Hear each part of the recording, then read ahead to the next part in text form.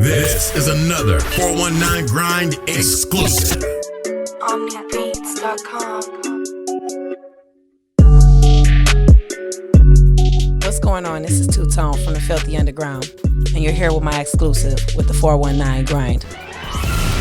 You're listening to the 419 Grind podcast, Toledo's source for exclusive news in music, business, sports, and entertainment. 419 Grind podcast. We're back again. Today I have Two Tone. What up? What's filthy? What's filthy? What's good with you? Not much, chilling. I'm excited. So you went to the behind the music I did. workshop?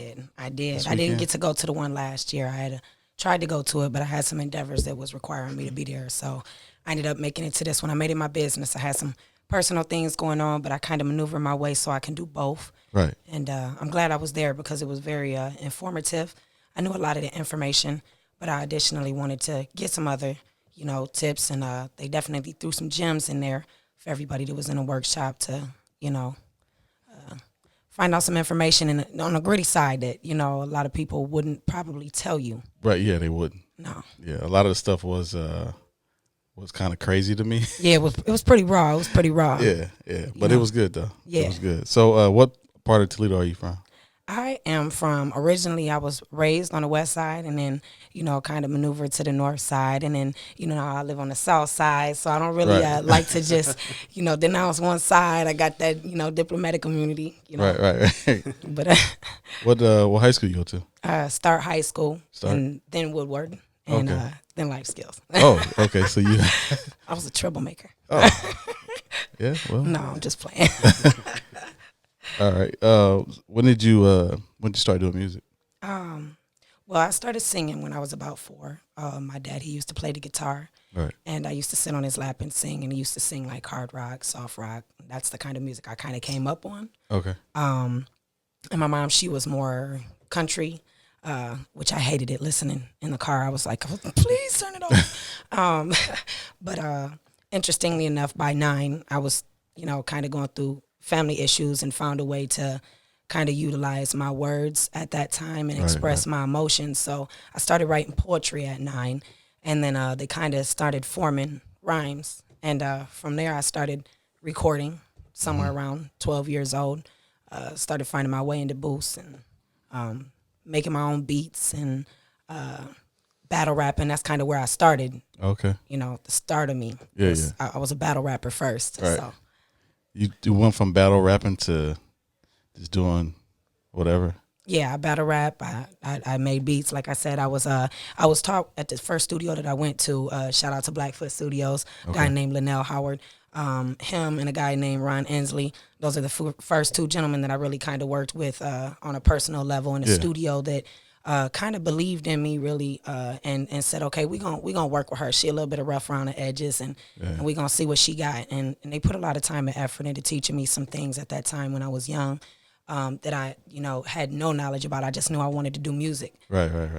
And was teaching me how to, at some point go in and out the studio myself and maneuver my way around the equipment so that I could run in and out the booth and record myself. And So you can engineer and produce, engineer. Yeah. So I started doing all that early, and then I started getting into battle rapping before that. Honestly, Yeah. I was in 10th grade, and I think the first time that I really remember that I wanted to battle rap, I was in 10th grade, and I was in English class, and there was a gentleman that kept kind of making jokes because he seen me all the time coming in a class with my headphones, trying to write rhymes in my little notebook, and I kind of stayed to myself. And well, one day he caught a bad side of me. He was like, you can't rap, and was saying the little white girl jokes and everything. And I was like, okay. I went home, I cried it out for a minute, but the next time I went back to English class, I had some words for him. I waited till class let out. Everybody was flooding out in the hallways and stuff. And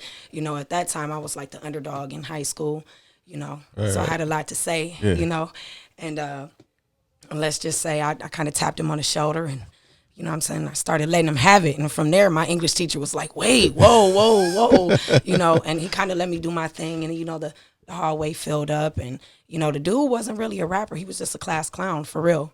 So you kind of like tore him up then. I tore him up bad, and that was probably the real first start of Two Tone, the battle rapper. You know what I'm saying? And then I started hitting up underground clubs and stuff like that, which, you know, I could probably get some people in trouble for some of them stories, you know, because I was underage slipping in some of them clubs.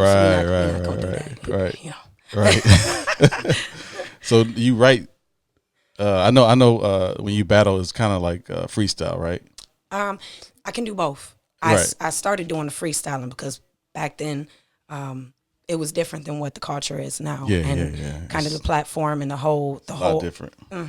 So we had no choice but to freestyle because trying to prepare for somebody that you didn't know what they looked like, you could have some bars that wouldn't pertain to them. Right. See, now it's like battle rap is not even freestyle.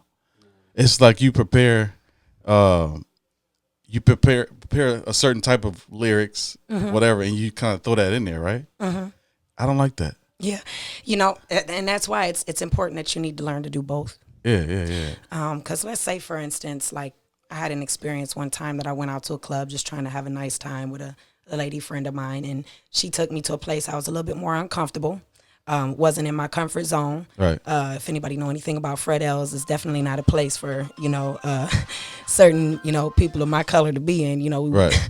But I went in there anyways. And, you know, I noticed that the vibe was a little bit different. I kind of stepped outside. I was, you know, doing my thing and kind of rapping to one of the people that was standing outside. And I had a chick come up to me and she wanted to try me. So at that time, I don't know if y'all ever heard about her or not, but what was her name? She was a Southside rapper. I can't even think of her name right now, but she came and like was like, okay, you know, I want a piece of you. So I'm like, okay, let's do this. So we get to battling, and when we get done, you know, she shook my hand, and you know, like I'm like, I got this. I know I got this, and people starting to see my name popping out here, and you know what I'm saying, I'm getting this little talent, you know, that I've had for a long time exposed, that I've had bottled in me that nobody knew that I had, and they like, you know, where is this coming from? Right. You know, but I at that point, like, I didn't have anything prepared for that girl when I went. Like, you had to spot on, do that when That's you meet the best kind, though. You know, that's the best battle rap to me. Yeah. It's like off the top. Yeah. Otherwise, it's like it's fabricated. And the battle rapping also, it started, I can actually say the bigger portions of it was in the clubs like Bottle Rocket, when we had that downtown, and the Bubble Up, and you know, out Airport and the Bijou. Right. Those were the places where they would throw on records, and you know, you could get in a real cipher with some lyricists, and you know, just go off the top. And it was different because they also would host battles, and a lot of the older OGs in the city, you know, that's how I started really more so being known, is because like we was forced to be put up against each other, not knowing who was coming out on stage, and you just had to go at each other until the last person stands. Right. And that's pretty much how I kind of got my respect out here, and I was actually in them trenches, earning my name. You know. Now, do you have any like influence as far as like how you started, like who you listened to? Oh my gosh, I got a lot. I don't like to stick to just one person. Oh yeah, so, go ahead. I say one of the biggest ones because in my era, she was doing a lot, and she's coming back now. Missy Elliott. I love Missy. I love Missy. I love Queen Latifah, MC Light, Yo-Yo. I mean, if we're going on like the R&B side, you know, I came up on Whitney. Right. I came up definitely in the time of Aaliyah, so I got to appreciate a lot of really good artists. Right. You know, Lauryn Hill is one of my most biggest influence. Okay. I would probably say, because when I found out about the miseducation of Lauryn Hill, I think that's when I really, really, really fell in love with hip hop. Yeah. And I tend to hear a lot that I sound a lot like her. Okay. Though I don't try, but probably her and Alicia Keys I get compared to the most. And Tina Marie. Yeah. Okay. So, yeah. All right. So who are your, do you have like a top 10? Oh my gosh, no, I can't. You don't have a top 10? Top 10, because I mean this is so debatable. Everybody I mean, it is debatable. That's why I ask every artist that comes in, give me your top 10. Females, males, or in general? In general, it don't have to be any. It don't have to be any genre. See, you getting me in trouble if this gets quoted. No. Go ahead. It doesn't matter. So This is your opinion, nobody else's. Okay, so I'd say for me, one of them has definitely got to be Nas. Okay. He's always going to be one of the biggest Is that your influences, top best one, to or me, just one of the best 10 to me? You're not putting them in order? No. No, okay. I can't do no order, no. Right. Jay-Z, definitely. Sorry, I didn't mean to put their names next to each other like that, but yeah. Nas, Jay-Z, Eminem. Okay. Big Daddy Kane. I'd say Will Smith. Mm-hmm. Queen Latifah. Okay. MC Light. Right. They was like really innovative females for me. How many is that so far? But like 7, I think. 6, 7.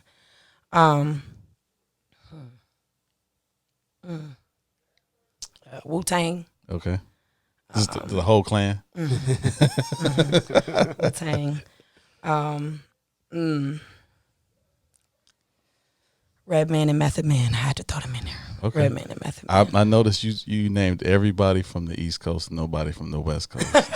Okay, so I gotta throw Ice Cube in there. I gotta throw Ice Cube in there because that's why it's so hard. I wrote this slow. Is hard. That's why I put them all on paper over here because I'm more of a tactile kind of learner. I pull gotta the paper out. Pull it out. More so, like I have like just a bunch of different influences. So, I said Nas, Jay-Z, Biggie, Wayne, Talib Kweli, KRS-One, LL Cool J, Wu-Tang, I said that one. Big Daddy Kane, Slick Rick. People don't surprise that one, but yeah, that's like a top 20. But like, I had to write down, some of my influences that I came up on because a lot of the people that's coming out now, they didn't get to experience a lot of what I did. Right. And honestly, I had to go to the library and go and like rent CDs and stuff like that. Rap music in my house was like unheard of. Oh. We wasn't supposed to listen to rap music and play MTV and all that. Yeah, you know what, we didn't either because my dad was a preacher, so like MTV and rap, we couldn't even listen to Michael Jackson. So yeah, it was deep. So you feel me then? Yeah, I feel you. I used to have to go underneath my bed and write with candles and my little notebooks and stuff and hide and stuff and hide my little notebooks, and my mom found them and confiscated them and all that. Oh, she took them? Yeah, I lost a lot of rhymes through the years. Lost a lot of rhymes. Wow. Yeah, so through the years, I got a lot of influences, but it's definitely hard for me personally to put a top 10 on it because there's so many of them that influence me. I don't like to take away from some of the other artists. Right. Yeah. Is there any local artists that you?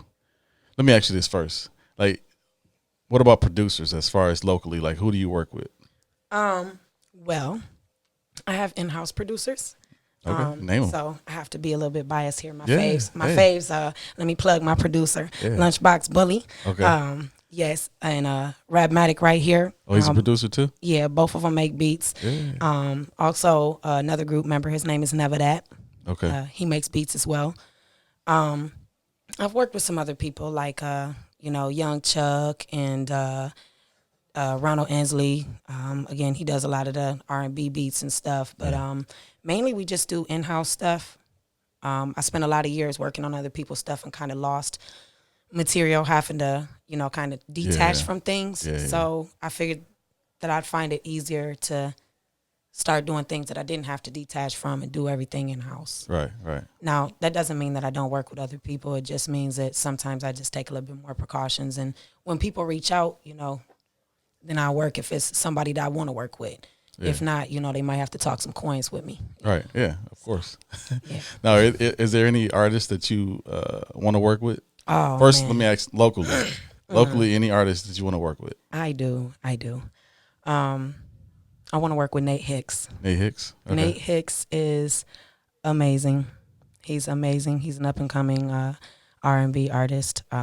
He's young. He's innovative. He's working with kids. He's really, really influential. He's very passionate about what he does, and I think that we would blend well on a track as far as R&B. As far as rap, I'd say the one person that you had on the podcast that I kind of identify a lot with as an artist, Rocky Duh. Yeah. I'd like to work with Rocky Duh. Rocky, he was he's dope.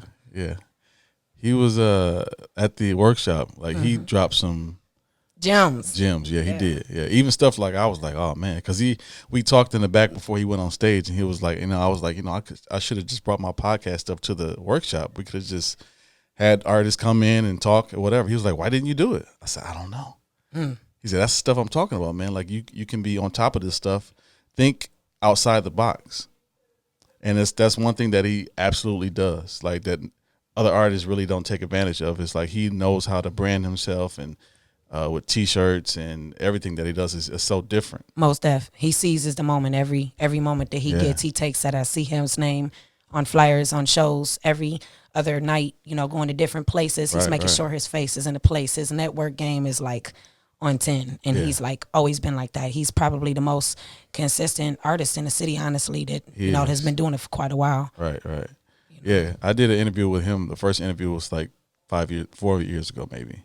And the difference from him then and him now is like the growth. Yeah, the growth is like impeccable. It's crazy. Yeah, it is. Yeah. Now, nationally, any well-known artist, who would you want to work with? Oh my gosh. Name Timberland name and them all. Jay-Z. I want to work with Joyner Lucas. Yeah. I want to work with Jay-Z would be dope. Jennifer Lopez, Lauryn Hill. Okay. Oh my gosh, I'd die if I got to work with Lauryn Hill. Oh my gosh. I would just fall out. I get mad when people kind of talk about her not putting out an album for a while. They're going to be like, if you're still waiting, you're going to keep waiting. I mean, she's living life though. Hey, but if you go on Google right now, it's still going to tell you that's one of the best albums ever. That's one of my favorite. It's on my playlist. Yo. My work playlist at work, when I'm at work 10 hours a day, she's on that album's on my playlist. Facts. Mine too. Yeah. So, LL Cool J too. LL? Oh gosh, yes. Love LL. Drake. Okay.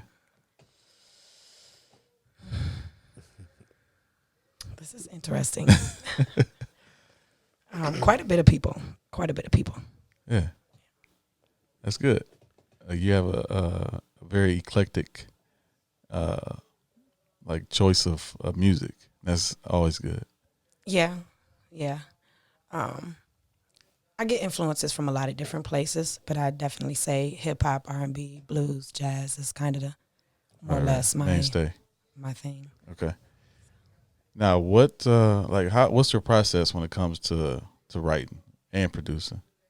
Oh, I do both, but I find that my main one that I go to, my to-go-to is probably I go in by myself, kind of do my thing. I got to get in my own mode in peace and quiet. Right.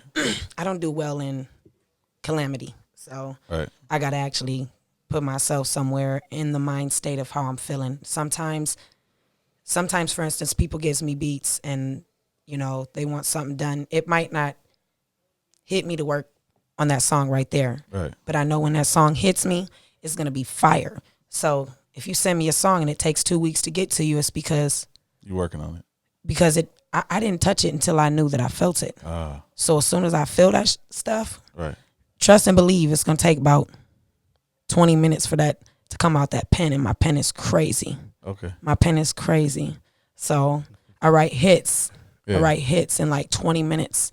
So, then I have other times where I could be on a spot, and if I'm vibing good with you, it's really all about energy. If I'm working with other people and I'm not in my own environment where it's a controlled environment, a comfortable, familiar environment, and I go to somebody's studio and they want me to, do a track with them, I do better if I'm meshing well with the person. They got good energy and our energies mesh. Yeah.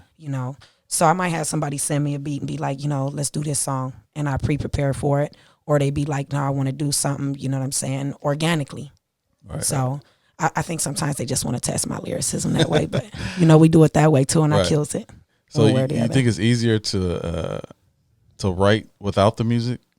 Or if you just feel something, you just start writing? Or is it easier for you to listen to a beat and write to it? It's harder to find a beat for the music if I'm writing it without the music. Yeah. So if I have vibes, I have vibes and I ain't got no beat and the words is just flowing out. I used to have jobs and just write stuff on my little, bags from Burger King, from Wendy's, and go home with all kinds of papers and napkins I had to roll out and write on different stuff because, by the time you get home, they're in your pocket and, the ink's half gone, but definitely if I was trying to write with no beat, I find that I'm more picky about my beat selection. Like, it's nothing that I could find that satisfies me because I wrote it without the beat. But if I write with a beat, it's easy. It's so easy because I'm doing what the beat tells me. Yeah. I'm gonna listen to the beat and I'm gonna let the beat guide me. Right. Now, you do produce?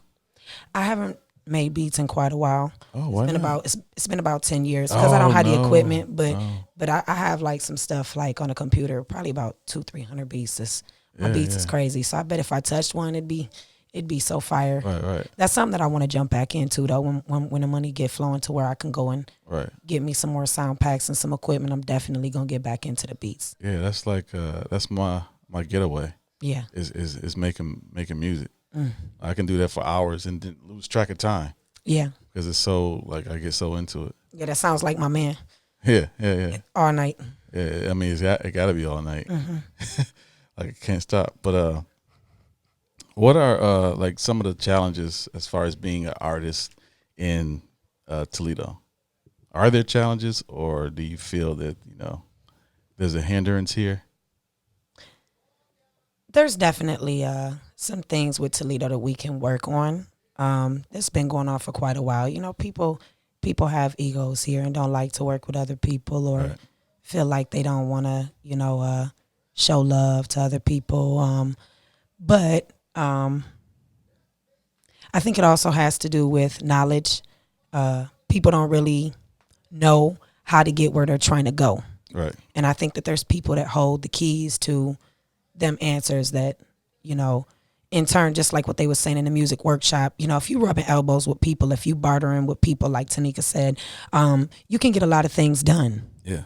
So sometimes it's just that conversation to be had and call somebody and say, hey, I heard you was looking for an R&B singer on this song. Right. And I know that you got, a camera and you doing photography. Why don't we trade? Right, yeah. And you can get things done like that easier. But sometimes people are like, I don't want to work with them because of what I heard about them. Or I don't want to work with them because I don't want that person to get on first. And that's what it boils down to a lot. Egos, but also lack of resources as well. I mean, money's a big one. A big one. Right. So you got a lot of people in the city, especially females. We out here, we trying to work, we trying to come up. We got babies at home. Yeah. You know what I'm saying? So paying for that studio, we live in a studio if we could. Right. But we got to take care of them bills first, and then we got to put what we can into our craft. If I would have knew earlier the steps to take first, I could have saved a lot of time. Right. Excuse me, because I spent a lot of money. Excuse me. I spent a lot of money trying to do things that I was paying for and didn't know what I was doing, like publishing. I wanted to be my own publisher. Right. But I didn't even know what that was. I'm looking at Google like, okay, I want to make sure somebody ain't getting paid for my shit. Yeah. But I heard somebody ask that question. Was that you that asked the question on Saturday? Was. Okay. I want to know about monetizing because I have my fan base. Right. Our group, which I want to go ahead and plug my group, the Filthy Underground. That's why you heard me come in and say what's filthy. That's our thing. Okay. So if you hear filthy anything, that's us. Right. You see us, we doing it filthy. We keeping it filthy. We ain't keeping nothing clean. Right. We gotta keep it real. But what was I saying? Oh, so getting paid for it. We trying to figure out how to monetize. So our next step right now is we met and we're trying to get our LLC together. Okay. So we set some goals last month and we said this is when we're going to have our stuff done by. Okay. So we got our money and then now the ball's going to continue to keep on rolling for us to make these steps necessary because if I would have knew it was that simple to just go get an LLC and some numbers. Yeah, to get this ball rolling to start monetizing because I have the fan base. We have the fan base for the group. We have, the buzz. Like people know. People know. Right. When I step into place, they know. Right. Yeah. So I'm just trying to get to the point where I can feed my babies off of this now. Right. That was actually my next question. Like, as a mother, what are the challenges as a mother and an artist trying to balance the two and working at the same time? It's very hard trying to find the time to do it while you got 6 kids running around. Right. Because I got 6. And then I also do hair. That's my other, that's my other money. That's my side of my living that I make, my bread. So trying to boggle the 3, I make it happen. But, the money's got to keep coming in order for me to pay for that music. Yeah. So now I'm just trying to take care of the more important things, the business aspect, because we got albums loaded up. For instance, we got 3 albums that's already done, ready to go. Dead Flowers for Villains. That's something that my producer Lunchbox Bully kind of put together himself. He's like, these is what I want you to go to the studio and do. Right. And these beats, and this is how I want it. And we went as artists and in a group, and we went all the group sessions, and we recorded, and it's ready to go. And another album that we got, Forever Filthy, that's the group album that's done. Projects is loaded and ready to go, and we just need money to make these steps happen. So that's what we're doing right now, collectively coming together, paying for these things and knocking them out so we can start monetizing. Yeah, that's what's up. Branding Is very, very important. Yeah. Like, I try to do brand in everything that I do, like T-shirts, like wallpaper. I give away wallpaper. I give away stickers like this. Yeah, I took like 2 of those at the spot. Okay, just so people can, like, they see your name. Yeah. That's those things cost like $20 for 50 stickers. Yeah, that's a good investment. Yeah, just pass them out or just stick them somewhere. Yeah, that's a I'm good like, what is investment. that? I put them on the back of my car. I mean, it's like little things like that can just. I mean, your name is already out there anyway, but to have people keep seeing your name, especially you put it in a bar, you put one of these flyers on like the hair store board. Yeah. They already have those boards outside, just so people can keep seeing your name. Yeah. Shout out to Rocky Dub, man. He was not only shooting some gems at the music conference, but also was, giving people some business ideas. He gave me one, for example, that can't even really tell y'all. Y'all had to be there to hear it and experience it for yourself. But, right. Should have been there. Yeah. It was dope. It was dope. Yeah. I like the fact, I like Toledo artists, period. Like, that's why I do this. Yeah, Toledo is full of a lot of amazing artists, and I think that some of them could really take off in a really, really big way if we had just some people helping us, do what we needed to do. Right. Like, there's some people that's really almost fully complete artists, like ready to go. They just need that tiny little push. They need to get over that bridge, like Tyler Perry. Right. What do you think it is? What's the thing they need to get over? Like, how do you reach that next point? I honestly think it's just like, it's a conversation. We got to get over our pride, and we got to start getting out here and talking to people and being, really, really vocal about what we want, what we need done. Right. We can't expect to get handouts without giving love back. So sometimes people always call you when they need something, but they ain't there to support you when you got things going on. So sometimes it means you getting up and taking the time to go out and support somebody at a show, invite your DJs to lunch. You know what I'm saying? Right. Do something, have a conversation, go let people know that you're more serious about your craft. Reach out to the DJ, send them your music. You know what I'm saying? Yeah. We ain't nothing without a DJ. Right. Yeah. So, once the time comes where all these albums is done, trust and believe, first thing I'm doing is send them to my DJs. Right, yeah. That's most important. People think that they won't play you. The industry standards, even like they said at the conference, you got to pretty much be a fully put together artist. They don't want to waste no time building an artist because they lose money. Right, yeah. Ain't that right, Rap? Yep. Yeah, because they were saying, I know Julius was saying that when they look at your Instagram followers, yeah, they look at your Facebook page, they look at YouTube and see how many views you got on your YouTube videos. They don't want to just sign somebody who's not putting in their work at home. Right. And if you ain't got somebody that, wants to listen to you, who you gonna sell records to? Right. They want to know where their money gonna go. Are you worth their investment? Right. Yeah, I think one thing about Toledo that we should be doing is more compilation, more working with each other as far as different artists coming together. I know Eddie Bauer used to do the Mud Massacres. Yeah. I don't know if he's still going to do that, but I was on 2 of those, both of the female That's ones. how I found out about you. There was actually another person I wanted to say I want to collab with. She Speaks. She's one of my most favorite artists in the city. She Speaks. Yeah. Who's that? She was there at the conference. Oh, okay. Shorter girl. chick that was next to me. Yeah. Yeah, her and me, we pretty much been doing it for the longest time. I also kind of identify a lot with her. Okay. You know. Yeah. But she's really dope on a lyrical level. She's awesome. And there's a lot of females in the city that I ain't gonna lie, we some monsters.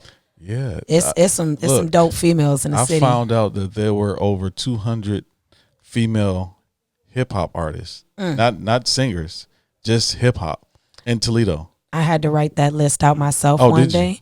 And I found about probably 475 artists total. I don't know how many of them was girls, some 200 and something. So that's still a lot of artists though. 475 hip hop artists. Like, yeah. That's a lot. Yeah. And I was counting the ones that was out, 10, 15 years ago as well as the newer ones, you know. Right. Yeah, I need to find these people. So yeah. Seriously, like I that's why I do this so not just me, I can discover artists so other people can see who's in the city, who's doing what, like what's going on. I believe DJ Key's Success is supposed to be putting something together. Him and a couple other gentlemen from the city about the pioneers of music in the city. Yeah, you know what? So it's supposed to be like a 3-piece portion or something. I talked to them. I talked to Scott Smooth. Yeah. About doing a piece called, I don't know if I want to say it, History of the Toledo DJ. Basically going back to 70s, early 70s when hip hop first started, and they the first DJs came here or started here. Yeah, just a little documentary or whatever, and a show, and then it can move from there to go from DJs to lyricists, artists, R&B or whatever. It's just all about music. Like that's my love. Absolutely, I think that's important to know what's behind the music because the DJ is just important as the artist. Yeah. Just like the beat maker, just important as the artist, everybody in the group equally just important making that music. And it's important to have them relationships as well and them connections, because you might need them people. Eddie Bauer, I talk to him frequently. Okay. I stay plugged with the DJs. They got March Madness, the birthday bash coming up for the 3 main DJs in the city. If you artists and you ain't out trying to support these people and you have the opportunity to go out and support them, then we need to take that extra step to go and support our DJs. DJ One Time, DJ J-Rock, and Lightning Rod. Mm-hmm. Yeah. Facts. Those are the three, one of the 3 pioneers of Toledo. Yeah. When it comes to DJing. Yeah. Yeah, they've been doing it for forever, over 20 years. Yeah. That's insane. Longer than I've been around, that's for certain. Right. So what's next for Two Tone? So I have 2 shows coming up. One is this Saturday. It's at the Polish Ostrich, and it's an R&B event. After that, we're going to be the following weekend, the Sunday, after Valentine's Day. I will be at Love and Laughter performing. That's an annual thing that goes down every year with the, comedy and R&B, and they do a nice little throwback like 90s, 2000s set. Okay. So that's like one of my most favorite parts, honestly, at that event. Is seeing the transition of the times and what you kind of want to know what's the person gonna do, what's the choice selection this year, and I think my selection of song this year is really not gonna be guessable. Okay. I don't think anybody would have thought that I would have done this song, so I'm excited to surprise people because I'm kind of pushing the bar. I didn't want to do something boring, right? So I'm definitely about to be in a place. Okay. Definitely got something to say. Yeah. And then I got 2 of my other original songs that I'll be doing and get to perform with a band. So some of the artists got a choice at the second event at Love and Laughter to use the band or not. So some people will just do their original songs. And in between they do the comedy, sets. So that's always an awesome event if y'all got a chance to go out. I got tickets. The other artists in the city got tickets. So make sure y'all be there if y'all can and support. Get with somebody on Facebook, Instagram, wherever, and purchase tickets for that. They're on Eventbrite. Then after that, still this week, we're going to try to get the LLC situated, right. Trademarking names, and then we're going to go ahead and start loading these songs in. So we ready. When's the project coming out? When do you anticipate? I can't say when because you don't. When do you anticipate? The R&B. He's shaking his head no. As far as our group album, we're kind of holding on to that. We'll probably probably be looking closer into the summertime for that or something. I don't know. He doesn't like to put time limits on things and restrain us to certain times. But as far as my single destination, the goal was for February. So basically as quick as I can get this LLC number is when I'm going and loading that song up. And then basically I'll start pushing that single and promoting that. Right. And then after that, you know, possibly putting more promotion on for the album, and then dropping the album. Because I'm actually working with a producer who's a gold standard producer right now. I don't know if you're familiar with Bubba Got Beats. Okay. Yeah. Yeah. But he made that beat, and it's pretty dope. I got like 84,000 views or something on that video right now. Okay. Yeah, and I'm kind of networking with him, and he's looking forward to doing a project with me as well, because we got a couple other songs that I'm going to kind of put them out as a whole little album. Right. So I'm looking forward to that, because I'm going to go ahead and drop the R&B side of me. People more so see the rap side. Yeah. I think they want to be a little bit more introduced to the R&B side of me. Okay. That's the one I'm not as comfortable with, I guess. So Yeah. Hey. trying to exploit my insecurities here. Yeah.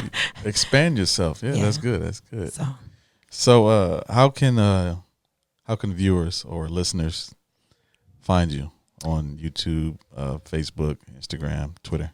okay, they can find me on YouTube at 2WOTONE.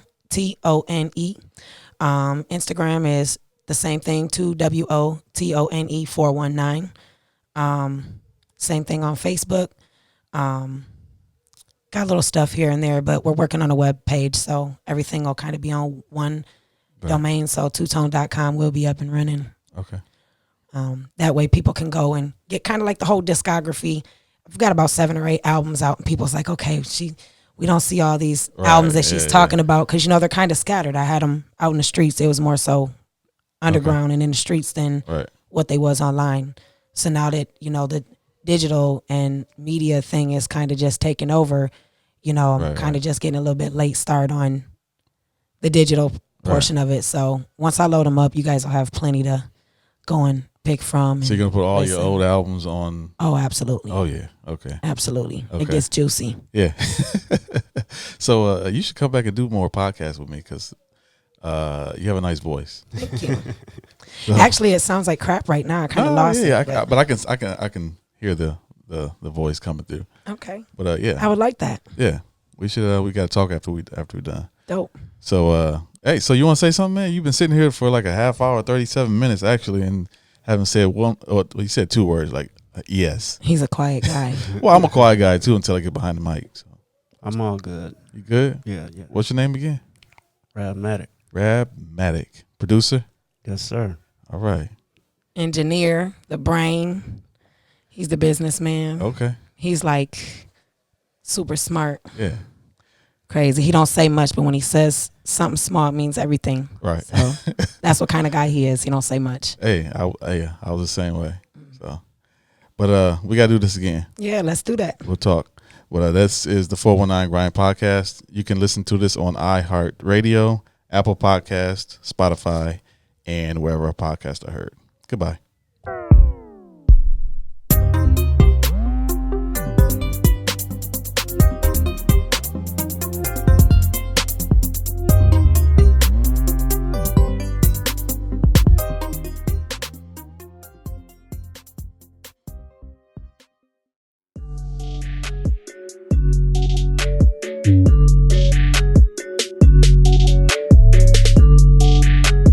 Thanks for watching this exclusive interview with the 419grind.com.